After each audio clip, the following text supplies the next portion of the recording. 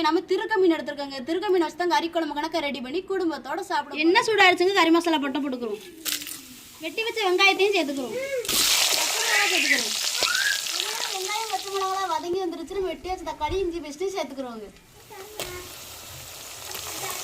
வெங்காயம் தக்காளி பச்சை மிளகாய் இஞ்சி பேஸ்ட்லாம் வதங்கி வந்துருச்சு. நம்ம மசாலா சேர்த்துக்கிறோங்க.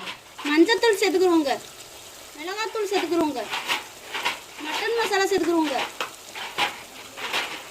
இந்த மசாலையோடய திருக்கையும் சேர்த்துக்கிறோங்க. நம்ம அரைச்சி வச்ச தேங்காயும் சேர்த்துக்கிறோங்க. தேனை உப்பு போட்டுக்கிறோம்.